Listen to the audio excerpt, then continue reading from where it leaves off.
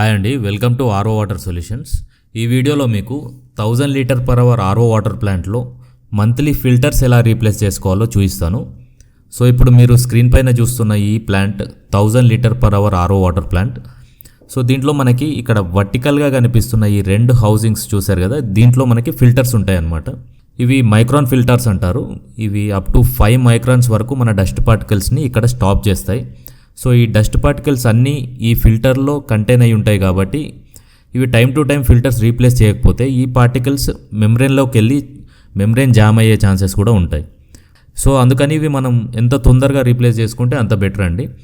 In case మన వాటర్లో dust particles ఎక్కువ ఉన్నాయనుకోండి, ఇవి 15 days 20 daysకే బ్లాక్ కలర్లోకి వచ్చేస్తాయి. సో ఇది మనం టైం టు టైం చూస్తూ ఎప్పుడైతే మనకి దీంట్లో పార్టికల్స్ ఎక్కువ జామ్ అయ్యాయి అనిపిస్తే అప్పుడు రీప్లేస్ చేసుకుంటే బెటర్. సో ఫస్ట్ 1-2 times చూసుకుంటే మీకు ఏ టైంకి రీప్లేస్ చేయాలనేది ఒక ఐడియా వస్తుంది.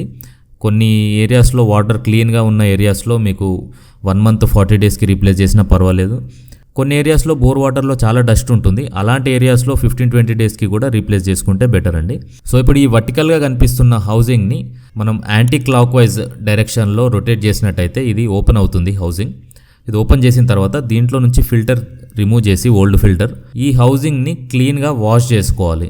దాంట్లో ఉన్న డస్ట్ పార్టికల్స్ అన్నీ పోయేలా క్లీన్గా వాష్ చేసుకున్న తర్వాత ఫ్రెష్ ఫిల్టర్ని ఇన్సర్ట్ చేసి కరెక్ట్గా మనకి కింద ఒక స్లాట్ ఉంటుంది, మిడిల్లో ఒక స్లాట్ ఉంటుంది. ఆ స్లాట్లో ఈ ఫిల్టర్ యొక్క కోర్ని ఫిక్స్ చేసి కరెక్ట్ మిడిల్లో ఫిక్స్ చేసి పైన ఉన్న క్యాప్ పెట్టేయాలి. సో ఈ క్యాప్ పెట్టేటప్పుడు కూడా క్యాప్ సైడ్ కూడా మనకి ఈ core middle part cap middle పార్ట్కి కరెక్ట్గా ఫిక్స్ అయ్యేలా చూసుకోవాలి. సో ప్రాపర్గా ఈ జాగ్రత్తలు తీసుకొని ఫిల్టర్ అనేది రీప్లేస్ చేయాలి. సెకండ్ ఫిల్టర్ కూడా అలాగే రీప్లేస్ చేసుకోవాలి. సో ఈ 2 ఫిల్టర్స్ రీప్లేస్ చేసిన తర్వాత మన ప్లాంట్ రన్ చేసుకోవచ్చు.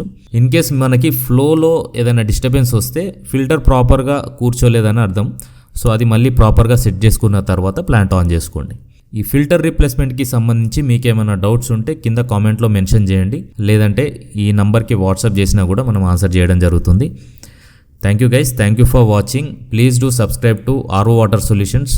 ఆర్ఓ వాటర్ ప్లాంట్ బిజినెస్కి సంబంధించి ప్రతి ఒక్క సొల్యూషన్ మన ఛానల్లో ఇవ్వడం జరుగుతుంది. ఛానల్ని సబ్స్క్రైబ్ చేసుకొని సపోర్ట్ చేయండి. మీకు ఫ్యూచర్లో మీ బిజినెస్ గ్రో చేయడానికి మన ఛానల్ చాలా హెల్ప్ అవుతుంది. Thank you guys, thank you for watching.